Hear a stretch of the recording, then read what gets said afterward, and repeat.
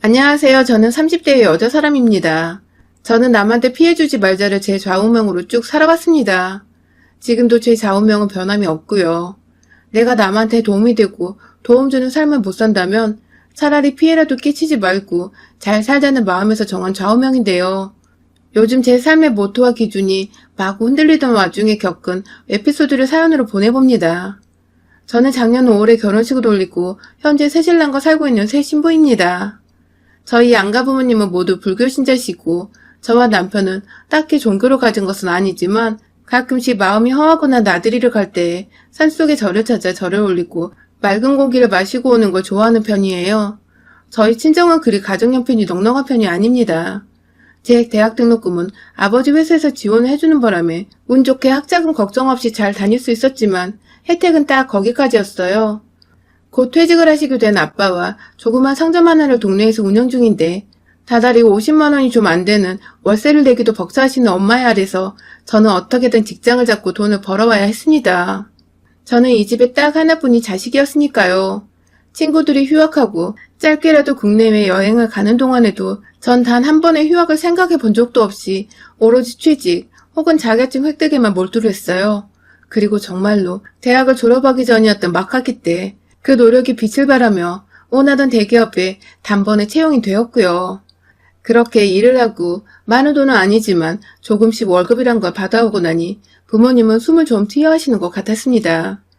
아빠는 인생의 절반 이상을 회사에서 일하며 보낸 분이셔서 그런지 제 직장 생활을 많이 이해해주려 하셨고 또 힘을 주려고 노력하셨어요. 가벼운 덕담부터 시작해서 아무리 용돈을 드려도 자기는 연금이 나오니까 괜찮다며 한사코 거절하곤 하셨죠. 반대로 엄마는 생활비가 필요하고 당장에 연금이 나오진 않으셔서 그런지 제가 드리는 용돈은 늘 기분 좋게 받아보곤 하셨지만 아빠만큼 늘 제 노력에 수고에 고마워하셨고 끝에는 미안하단 말을 잊지 않으셨죠. 상황이 이렇다 보니 저는 쉽사리 결혼을 생각해볼 수가 없었습니다. 어쩌다 마음에 드는 사람을 만나서 연애를 해보긴 했지만 단 한 번도 그 사람과 결혼을 하고 아이를 낳아 새 가정을 꾸려보고 싶다는 마음이 들었던 적은 없었어요. 제가 결혼을 해버리면 재벌을 만나지 않는 이상은 평범한 남편과 살기 위해 제 월급은 온전히 새 가정을 위해 쓰여야 할 텐데 그렇게 되면 부모님께 용돈을 드릴 수가 없었으니까요. 이제 겨우 아버지 원금에 제 월급까지 더해서 밤에 먹고 싶은 배달음식 하나 정도는 마음껏 시켜 먹을 수 있는 정도가 되었는데 제 결혼으로 그 평온함과 안정을 한순간에 깨버리고 싶지 않았습니다. 그래서 요즘 젊은 사람들이 입에 달고 사는 말처럼 저 또한 결혼을 하지 않는 비혼을 선언해버렸죠. 부모님은 괜시리 본인들이 능력이 없어 제가 이런 선택을 한 것 같다며 또다시 미안해 하셨어요. 집도 턱하니 사주고 딸 용돈도 마구 쥐어주면서 풍족하게 키우고 싶었는데 그러지 못했다며 두고두고 아쉬워하셨지만 전 다 괜찮았어요. 누구보다 부모님의 마음을 잘 알고 있고 또 누구보다 비혼 생활을 잘 이겨낼 자신이 있었으니까요. 그렇게 저는 일에 미친 듯이 몰두를 하며 회사에서 주는 상여금이란 상여금은 거의 다 받아왔던 것 같습니다. 통장은 두둑히 쌓여져 갔고 그럴수록 일에 미쳐서 더 열심히 일과 자기계발에 힘썼어요. 30대에 들어서고는 확실히 함께 입사했던 여자 동기들보다 직급이며 회사 내 평판에서 앞서 있었고 몇몇 떨어져 나간 남자 동기들을 제외하곤 나머지 사람들도 저와 함께 어울리고 술자리를 가지며 회사 얘기를 나누고 미래를 고민하는 것을 좋아라 했죠.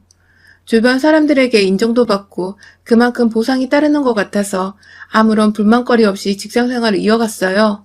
그러던 중 제가 부모님을 따라서 주말을 맞이해 근처 뒷산에 자리 잡은 작은 사찰을 찾았어요. 평소에도 부모님과 저녁 먹고 설렁설렁 날이 좋으면 산책을 하러 가는 곳이기도 했는데요. 낮에 가면 여기저기 등산을 하다가 사찰 앞에서 잠시 들고 온 커피를 마시면서 벤치에 앉아 부모님과 담소를 나누고 있는데 웬 여자분께서 저희한테 다가오시더라고요.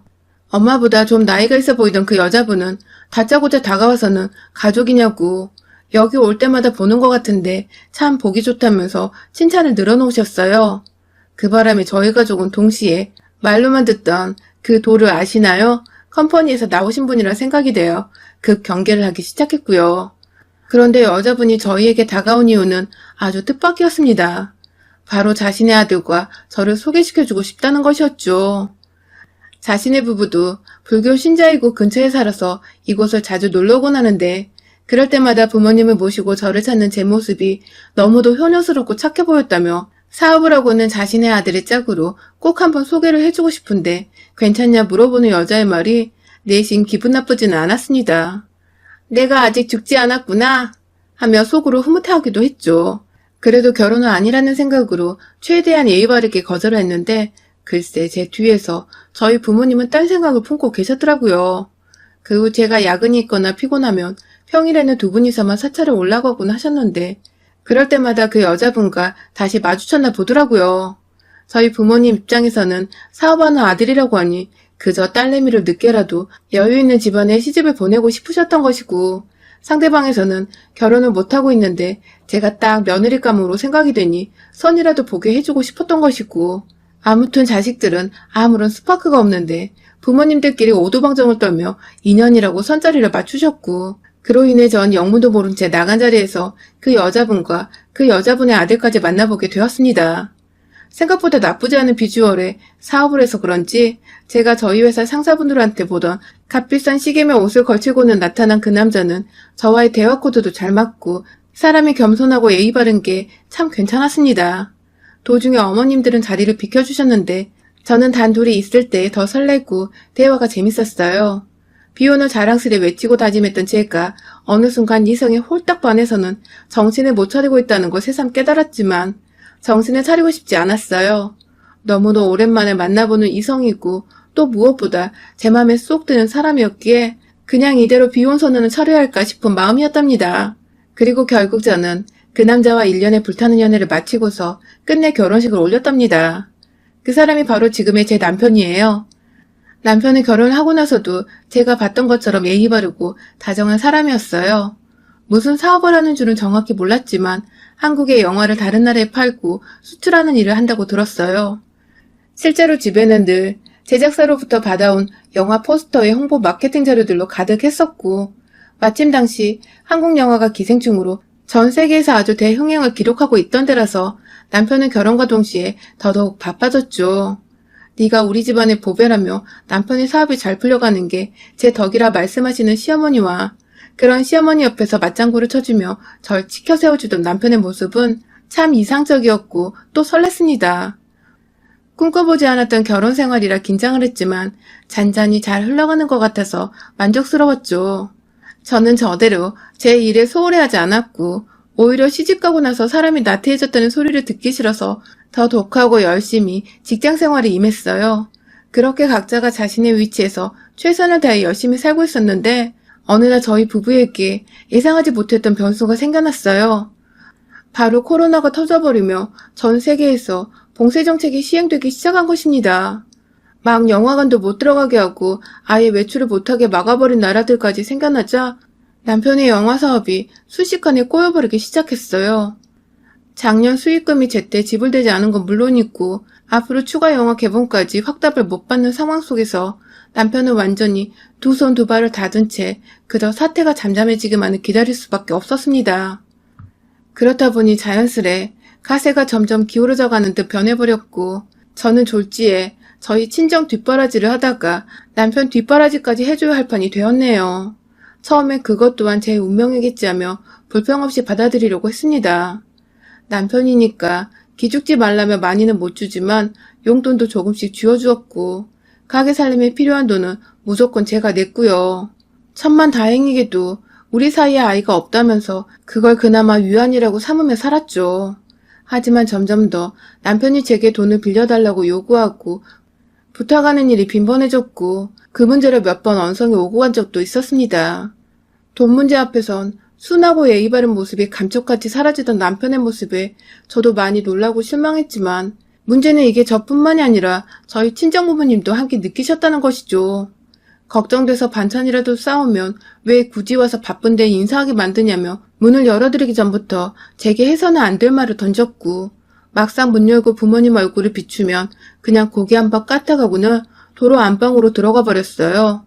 본인 일이 잘 안 풀리니까 자존심도 상하고 자존감도 낮아져서 그런 거라며 애써 친정 부모님 마음을 풀어드리고 돌려보냈지만 나가시는 길까지도 인사를 한번 하러 나오질 않았어요. 이런 적이 너무 많으니까 점점 친정 부모님의 걱정도 이만저만이 아니었어요.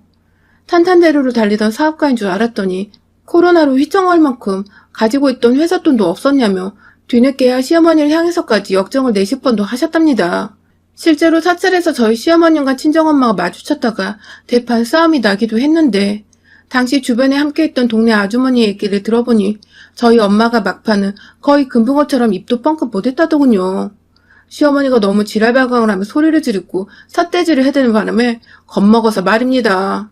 사실 시어머니도 아들 사업이 안 되어가고 있으니 속병이 나긴 나셨는데 하필 그걸 저희 부모님과 마찰로 풀게 되신 거죠. 상황이 이렇다 보니 저는 저대로 남편과 시어머니께 불만이 생기기 시작했어요. 어찌되었든 이 집안에 며느리 있고 아내니까 최대한 도울 수 있을 만큼 도와주려고 노력을 했지만 본인들 자존심 상한 게 먼저고 처지가 나빠진 것만 생각하기 바빴던 두 모자는 결코 제 도움을 달갑게만 생각하지 않았어요. 돈 빌리려는 자세가 삐딱한 것부터 시작해서 저희 친정부모님이 하소연을 하던 것에 괴성으로 맞받아치며 결국 그 후로는 사찰에서 마주쳐도 저희 부모님을 아는 척 안 하고 눈도 안 마주치려 하신다는 시어머니. 사돈을 향해 최소한의 예의를 갖추지 않은 것까지 싹 다 제가 눈에 불을 켜고 벼르고 있었습니다. 저는 시집간다고 경제적인 도움을 왕창 받은 것도 아니었고 제 딴엔 저도 모아놓고 있었던 돈을 써서 시집을 왔거든요. 지금은 남편 사업이 안 좋아서 제가 결혼 생활의 반 이상을 생활비며 자질구레한 것까지 다 경제적인 비용을 부담하고 있는 중이고요. 그런데 아무도 고맙단 말도 안 하고 인사도 안 하고 그렇다고 알아주지도 않네요. 제가 이 집안 장녀이자 외동으로 태어나서 여태껏 혼자 독립적으로 착실히 부모님 모셔보겠다고 일을 가며 살아갔던 독종인데 그런 저를 앞에 두고 이 모든 걸 엉망진창으로 만들려는 이 모자를 가만히 지켜보기엔 제 성질이 또 한 성질을 했네요. 그러다 결국 일이 터졌어요. 아니 글쎄 시어머니가 어디서 술을 잔뜩 들이마셔서는 저희 친정집에 찾아오신 겁니다. 저는 그날 퇴근을 한 후 남편의 저녁상을 말끔하게 차려낸 뒤 같이 밥을 먹고는 산책을 할 겸 동네를 걸어보지 않겠냐고 먼저 손을 내밀었어요. 집에만 있으면 축 처지는 것 같으니 남편에게 오랜만에 바깥바람을 쐬어주고 싶었던 마음이었죠. 속으로 내심 아무것도 안 하고 누워 TV만 보는 이 인간이 답답한 것도 없잖아 있었지만 끝내 티 한 번 내질 않았고요. 하지만 남편은 뭐가 그리 불편하고 기분 나빴는지 제게 대답 대신 화를 내며 거절을 하더라고요. 귀찮게 왜 그러냐고 신경질을 부리던 남편의 모습은 정말 남아있던 티끌만한 정까지 떨어지게 만들었습니다. 와이프가 얼마나 만만했으면 저럴까 싶어서 순간 울컥해서 눈물이 나오려는 걸 참겠다며 후다닥 집 밖으로 나왔어요. 그리고는 동네를 산책하다가 아이스크림 몇 개를 사들고서는 친정으로 갔고요. 그런데 그 사이 술을 먹고 저희 집에 갔다가 제가 없는 걸 알고는 속이 뒤틀리셨는지 친정까지 찾아와 저를 찾던 시어머니. 결국 친정집에서 나오는 저를 보고는 아들만큼이나 신경질을 부리시더군요. 집에서 자기 아들은 아무것도 못하고 누워있는데 넌 팔자좋게 친정을 오가며 쉬고 있냐며 대뜸 저희 부모님까지 싸잡아서는 개차반이라고 상종 못할 말종이라고 욕까지 짓거리셨어요. 졸지에 평안하게 아이스크림을 먹고 있다가 날벼락을 맞은 저와 저희 부모님은 어쩌다 저런 사돈을 만났나 싶어 머리가 지끈거리던 와중이었고요. 그러던 중 현관에 쭉 서있던 시어머니가 대뜸 신발을 신은 채 저희 집 안으로 들어와서는 자기 아이스크림은 없냐고 냉동실 문을 막 열어보기 시작하셨습니다. 술이 아주 꽐라가 되신 채로 사돈댁에 찾아오신 거였어요. 한참을 사돈집 냉동실을 뒤지다가 냉장고도 뒤지고 급기야 국물 있는 반찬통까지 멋대로 끄집어내서는 바닥에 내팽개치듯 내려놓는 바람에 뚜껑에 빠져 국물이 새는 상황까지 갔고 더 이상 보고만 있을 수 없어서 제가 다가가 말리려던 그때 시어머니가 제 머리 끄댕이를 잡아당기셨어요. 남편 길을 못 피게 만들어서 아들 사업이 저 모양이 된 거라면서 제 머리를 막 잡아당기며 이리저리 흔드신다고 제가 도중에 머리를 옆에 있던 식탁에 찧어버리고 말았습니다. 진짜 피가 안 난 게 다행이었지. 너무 아파서 눈물이 찔끔 흘러나왔어요. 듣도 보도 못한 욕을 2년 전 섞어가며 내뱉으시는데 진짜 진짠머리가 나더라고요. 중국에서 터져 세계로 퍼진 코로나로 인해 망한 영화 사업을 한국에서 나고 자라 토종인으로 살다가 지 아들과 결혼한 며느리 탓을 하고 앉아있으니 얼척이 없다 못해 웃기고 화가 나 죽는 줄 알았습니다. 어찌나 머리카락을 꽉 잡고 있었던지 저희 친정아버지가 달려들었는데도 손을 놓을 생각을 안 했어요. 친정엄마는 경찰에 신고를 하고 있고 전화를 끊자마자 남편한테 전화해서 당장 엄마 데려가려고 고래고래 소리를 지르고 있고 아주 개판되기 5분 전 상황이었던 그 순간 저도 도저히 당하고만 있을 수 없겠더군요. 남편 사업으로 저도 힘든 시기를 보내고 있는데 며느리가 으쌰으쌰 할 생각은 안 하고 그저 본인 상처받고 본인 힘든 것만 생각하고 행동하다니 결국 이렇게 친정에서 무례하게 난장판까지 일으킨 시어머니를 아주 홍군형을 내줘야겠다 생각했습니다. 별다른 방법이 필요 없었어요. 아이스크림을 먹고 싶다고 저희 친정엄마 냉동실을 마구잡이로 헤집어 놓으며 뒤집은 우리 시어머니의 소원을 이루어드리기 위해서 다칠랑 말랑 대롱대롱 거리고 있는 냉동실 문을 열고는 얼음을 꺼냈습니다. 여름엔 저희 가족들 모두 더위를 너무 많이 타는지라 얼음통에다가 얼음을 정말 꽉꽉 채워놓곤 하는데요. 이게 이렇게 쓰일 줄은 몰랐지만 그 통, 그래도 손으로 빼내서 술주정 부린다고 바닥에 쭈그려 앉아있던 시어머니의 머리 위로 확 쏟아 부어버렸어요. 아이스크림 찾다가 졸지에 얼음 폭탄을 맞은 시어머니는 뒤늦게야 얼음으로 인한 추위가 밀려왔던지 등에도 얼음이 들어간 것 같다며 절 붙잡고 빼내달라고 하는데 꼴도 보기 싫어서 시어머니 발을 걷어차버렸어요. 그때 아까 식탁에 부딪힌 머리에서 살짝 피가 났습니다. 피가 고이자 저희 부모님은 더더욱 화가 나버리셨고 저희 어머니는 결국 이성을 잃고서 남의 집 귀한 딸을 상처냈다고 다가가 시어머니 머리끄댕이를 완전히 쥐어잡고 질질 끌기 시작하셨어요. 어찌나 괴물 같던지 정말 어디서 괴력이 튀어나와서는 시어머니 머리를 흔들어대며 쌍욕을 퍼부으셨고요. 그 순간 경찰이 도착했고 곧이어 남편이 도착했습니다. 모든 상황을 토대로 경찰은 저희에게 유리한 쪽으로 판단을 했어요. 시어머니가 술에 취하신 것, 약속도 없이 사돈댁에 찾아와 반찬을 쏟고 냉장고 뒤지며 행패를 부린 것, 그러다 며느리 머리에 상처를 내고 많이는 아니지만 피까지 나오게 한 것, 그래서 할 수 없이 저희 엄마가 나섰다는 것까지. 상황이 너무 뻔해서 좋게 가족끼리 마무리를 하라고 하는데 저희 가족은 곧장 폭행으로 시어머니를 신고했습니다. 차마 제가 얼음을 쏟아 부었다는 말을 안 했는데 저희 시어머니가 알아서 술김에 자기가 쏟은 거라고 말을 횡설수설 하더군요. 그 바람에 남편은 제발 한 번만 용서를 해달라며 저희 부모님과 저를 향해 싹싹 빌기 시작했고 급기야 저한테 무릎까지 꿇고는 그동안 내가 소홀했다며 미안하다고 지난 일까지 용서를 구했어요. 지 엄마가 며느리한테 폭행을 해서 경찰에 가 조사받는다는 소문이 나는 게 차마 한동네에서 겁이 났던지 입단속까지 부탁을 하면서 말이죠. 하지만 전 이 집구석 인간들과 더 이상 얽히고 싶지가 않았어요. 용서를 하고 다시 집에 들어간다 하더라도 제가 열심히 일해서 벌어온 돈으로 이 남자 생활비에 용돈까지 그리고 시어머니는 시어머니라고 대접하며 살아야 할 텐데 차라리 평생을 저희 부모님만 모시고 효도하며 사는 게 100배, 1000배 낫겠더라고요. 결국 저는 남편과 시어머니를 고소하지 않는 조건하에 합의혼을 하게 되었습니다. 그것 외에도 남편의 사업으로 인해 제가 그간 생활비며 용돈이며 다 챙겨주고 살았는데도 마음고생이 심해 이혼하고 싶다고 얼마든지 위자료를 청구할 수 있는 상황이었지만 차마 돈 한 푼 못 벌고 있는 남편한테서 한 동네 사는데 껄끄럽게 돈 받아내고 싶진 않았어요. 다만 자꾸만 매달리고 이혼하지 말아달라며 사정하는 남편과 합의혼으로 깔끔하게 끝맺음을 짓기로 했죠. 이 사람에겐 저와 이혼하는 것보다 대기업 다니는 와이프가 없어서 용돈이라도 타낼 구석이 없다는 게 더 끔찍한 현실일 테니 현실에서 지옥을 맛보도록 해주고 싶었습니다. 다시 돌아온 싱글이지만 전보다 더 싱글라이프의 소중함을 느껴보고 이제 저희 친정부모님께 그간 소홀했던 효도를 더 열심히 해드리려 합니다. 여러분의 생각은 댓글로 남겨주세요. 오늘도 시청해주셔서 정말 감사합니다.